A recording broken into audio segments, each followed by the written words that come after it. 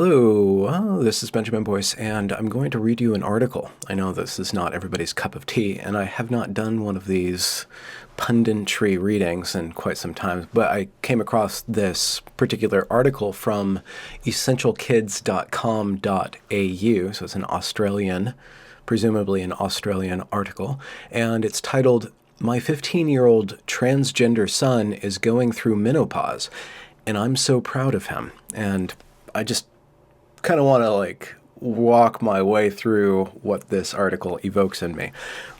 But I'd like to preface this by I'm not going to proceed, or I'm going to try to proceed in a non-judgmental manner towards the individuals involved in this, but rather to extrapolate these individuals' experience, or at least this mother's rendition of this experience, as a cultural marker in this particular cultural climate. So let's read. "My 15-year-old son started feeling nauseous and a bit off a couple of weeks ago. He skipped dinner and headed to bed early, but the next morning he still wasn't himself. The nausea had lifted, but it was replaced with sweats and hot flashes. It couldn't have been something he ate because we'd all been eating the same food, and it would be bizarre if he'd caught anything because my house had been on a pretty strict lockdown for weeks due to the coronavirus pandemic. It was when we started Googling the symptoms that the penny dropped. My son was going through menopause. A week or so earlier, we'd attended our local gender clinic where my son has been a patient for the past couple of years.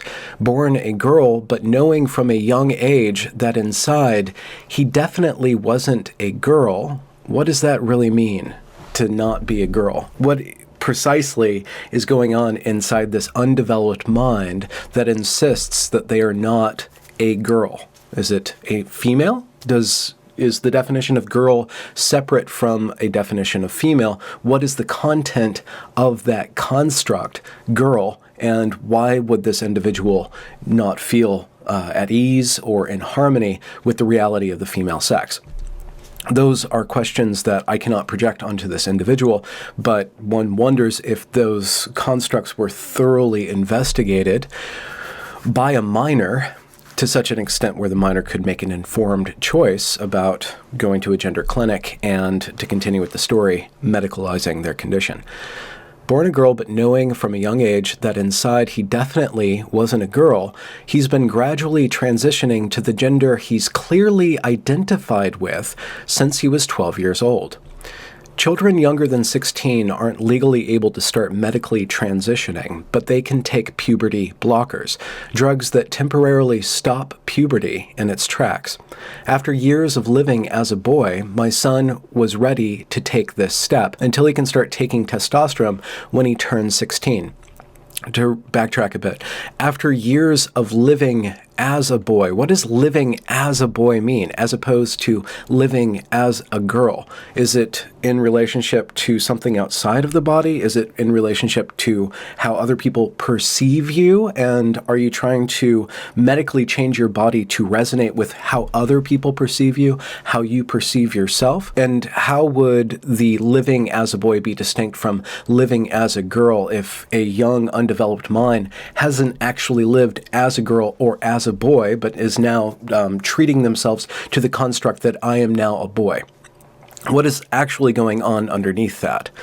Again, I cannot ask and I cannot state with any sort of definiteness that this child was subjected to a rigorous sort of questioning and internal working out of these constructs. I don't even know if a 12-year-old person is able to actually deal with these constructs, and I don't even know if these constructs are actually rooted in anything other than a particular sort of view of the world, a particular sort of gender ideology, with drastic consequences, because we can take this gender ideology that we've come up with, that we've designed over the last 50 years of theory, and then 20 years of implementing this on a on a cultural level, as appending the LGB, the sexuality, with this gender construct, or this gender zone that can now be transversed and implemented in various different psychological ways. But now we have the technology to actually give to children, and all of the laws are in place to actually allow a child to modify their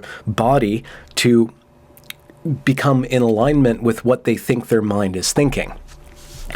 Because what you think your mind is thinking is not necessarily what you're thinking, especially when you're undeveloped. It takes years and years, in my experience, it takes years and years and years, decades even, for somebody to gain wisdom enough, by which I mean perspective enough on their thoughts, their feelings, their emotions, to actually know what they're actually thinking about things, instead of just experiencing different thoughts that are reactions to different emotional, internal and external experience. The mother continues with the medicalization story.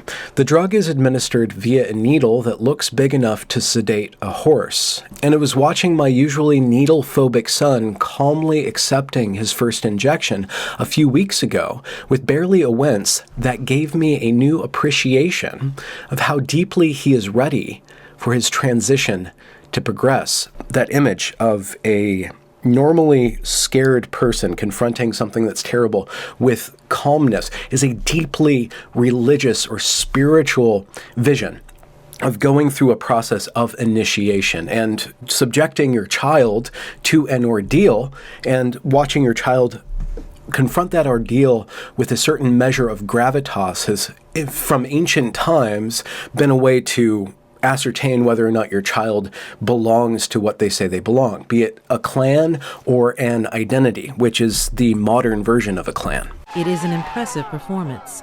Mati's clan celebrates his bravery by showering him with white talc powder and placing coins on his forehead as a congratulatory gesture. For the first week, he didn't feel any different. Once we remembered to go back and read the literature, we realized that was the time his body was adjusting to the drug, Lucrin, which inhibits the body's ability to make estrogen. Once that estrogen tide goes out, that's when a short and sharp menopause can hit. Apart from that, the only side effect is potential bone brittleness for a loss of calcium. The only side effect is potential bone brittleness. That's actually a pretty big... I mean, if you need your bones for your entire life, if you're stunting your bone growth from age 15, what's that going to look like when you're 70? So we're being vigilant about ensuring he's keeping up his vitamins. For my son, those menopausal symptoms lasted only about a week so far. They don't really know when that's going to return, I assume. He continued to feel physically a bit off, but emotionally, he was elated because he knew that the change he's been waiting for was finally occurring. This is so rich in transformative spiritual symbolism that the mother, I want to project, and I'm sorry for projecting. Let's just say I'm projecting on this. The mother is getting a euphoria by proxy, a sort of beatific vision by watching her son go through this process of transformation. This transformation that in all ages has been internal and externalized symbolically through rituals, rites, or maybe you go on an adventure and you return, is now being made manifest by the induction of transformation upon the body.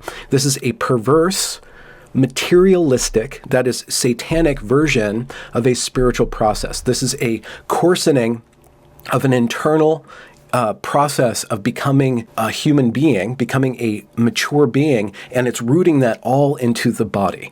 What are the effects of that? Other than on the body. What is that effect? This is a question I don't have an answer to. What is the effect of a culture that is now able to medically induce spiritual transformation? What is the outcome going to be of this? To continue, I see a lot of debate in the public domain about whether kids should have all of these choices about their gender and what it's doing to them, but I can only comment on my own child and his experience. Where he was once depressed, disengaged, and, as doctors put it, ambivalent about living, he now is happy, comfortable in his own skin, and optimistic about his future. So somehow this medicalization process gave this individual child the tools of being self-possessed, of being engaged with life, of being euphoric. And that might be the case. I can probably say, I'm going to take the humility route, even though I'm arguing against this for deep reasons. I can still say that there are probably people for which this actually is a necessary step, or that this step could be the best of all possible steps to gain self-possession. But how many teenagers have been ambivalent about living? How many teenagers have been depressed and disengaged and actually had to confront that without recourse to medicalization, but actually had to go through the process of reading books, of thinking deeply, of subjecting themselves or just being subjected to that depression, to that dark night of the soul, to that going down and emerging on your own terms into full standing beneath the sun, by which I mean all these symbolical things, but really owning yourself. Like what human being in existence is not subject to that process? This is not a unique process. It is unique in the sense that she is allowing, or this family unit is using medicalization to implement physically, to force a change to happen that ultimately has to be affected on the level of the personality. I'm sure that there's a lot of physical things going on here, but if it's treated as a physical object, what happens when the psyche catches up to the body? What happens when that depression returns? What happens when the ambivalence about living comes back when this person is 22 or 32 or 48? Will there be more medicalization path to go down? Or will there be another path, a psychological path, a spiritual path, a human path that is not rooted in the material world, but rather rooted in the possession of a self, a psychology, a healthy mode of realizing oneself in the world? That's the question. Where does this medicalization path stop? We see it, the beginning of it here in this initiatory process, but what's the end game of it?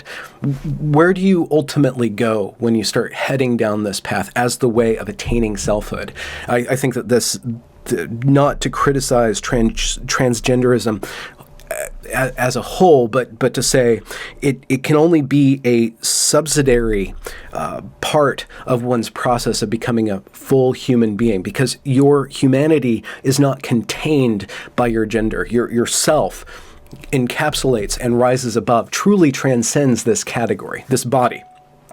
In order to own the body, you need to stand over it. You need to overstand it. What's unique about this is that now the way in which we overstand our body is by fiddling around with the body, not seeking out something that is meaningful in a human sense, in a languaged sense, but in a biological sense. And in a weird trick of this ideology, we're also denying that which we are controlling. We're denying the rootedness of our bodies by way of trying to escape our bodies, to be in control of that which is giving rise to our frustration, giving rise to our discomfort, giving rise to our depression and all these ambivalent states. We are now looking at it in a way that is stripped of the rich symbolic heritage, and I guess I'm being reactionary in some way by saying that if you completely disembark from that symbolic heritage, you're going to just resurrect it in another form. And that form now is the form of this gender ideology and this non-sex state of being, this transition away from the body. And I understand that the roots of this are actually thoroughly human, thoroughly belong to our culture as a culture that wants to transcend. I'm saying that the ways in which we are now implementing our transformation comes with a certain sort of consequence, such as taking the end of a certain aspect of the female process of living, being menopause, taking the end of that being a body that creates other bodies, and sticking that at the beginning of that entire process. Flipping that comes with a lot of consequences that are not just rooted in the body, not just rooted in the bone density, but rooted, you're starting to mess around with these ancient structures. And insofar as you're doing that, insofar as you're taking the end of a process and putting it at the beginning, there will be certain consequences that you're not foreseeing. To continue, where he once was depressed, disengaged, and, as doctors put it, ambivalent about living, he now is happy, comfortable in his own skin, and optimistic about his future. Why would anyone want to deny him that? As a parent, it's been a massive adjustment from having a pony-loving, curly-haired daughter to the masculine young man lives in my house and towers over me. But what I know about parenting is that I'm just the custodian to these children living in my home. I'm here to love them and do what I can to help them to grow into whoever they know themselves to be. How do you know who you are? How do I know who I am. Insofar as I claim that I know who I am, I'm only claiming I know who I am from a certain state of me, not the entire me. I'm claiming something that is actually beyond my control because I don't know everything about myself. I need to continually engage with life in order to discover myself and to discover ways of being myself that, expand my awareness, expand my responsibility and my agency, and expand the positive outcomes that I can manifest. To repeat, I'm here to love them and do what I can to help them grow into whoever they know themselves to be. I think that anybody listening to this is probably going to resonate with my opinion, and it's just an opinion. I don't know all the things that inform my opinion, but it's pretty terrible that a needle and a drug and menopause is used as a rite of passage. This is a spiritual process that is being medicalized, and that's terrible. It's not terrible. It's terrifying. It's terrifying in the fact that it's very, very dangerous, because where does it stop? How long has this been going on? We are testing this mode of spiritual transformation on a new generation. We're doing something that has never been done before, and we don't even know all of the outcomes. We are going to watch this entire generation, this medicalized teenagers, grow up and go further down this road. We don't know where it's going, and the attitude of acceptance that this mother has is very naive, and while accepting and good, it's not telling the whole story, because they in fact don't know the outcomes of this. They don't know when that depression is going to return, if that depression is slayed, if this demon, this dragon of downerness is going to actually be felled by this medical transition or just take on a new form. We don't know. To continue, because what the world needs is more people who are truly comfortable being themselves and who accept and celebrate others for doing the same. If you're truly comfortable being yourself, why would you use medicine and the medical industry to change yourself? That's not actually becoming comfortable with yourself. That's modifying yourself to be comfortable with yourself. Now that he's been through these symptoms once, my son won't have to endure them again. He'll have quarterly injections that will top up the puberty blockers until he's old enough to start on testosterone. Then that's when the real changes will start to take place. We can't wait. I think that this culture, it has a lot, they're speaking to a lot of patterns in human society that are ancient. They're talking about processes, religious processes, spiritual processes, and recasting it in a gendered framework, and then adding drugs to that. Human beings have used drugs to achieve spiritual bliss throughout all time, and the last few centuries of having mastery over drugs and really pinpointing what drugs work how has shown that human beings actually abuse the drugs that they're using to attain that spiritual enlightenment. And so I'm casting, I guess, my entire argument as being skeptical that this mode of transformation is actually thoroughly known and isn't so far riddled with ignorance, and that the naivety is making up for that ignorance, and it's going under the guise of acceptance, and that acceptance is only part of the story. Being surrounded by people who are accepting of themselves and who celebrate others for being truly comfortable being themselves is only part of the story, because do you need to be comfortable with yourself? Is that the ultimate value, that you're comfortable with yourself and going through all the processes to find comfort? How far can you go with that? And what does that lead? When people are comfortable, where does that lead them? When people are chasing after comfort, what kind of constructs do they build of their lives and of the world? Let's end with a question. Good night. Where's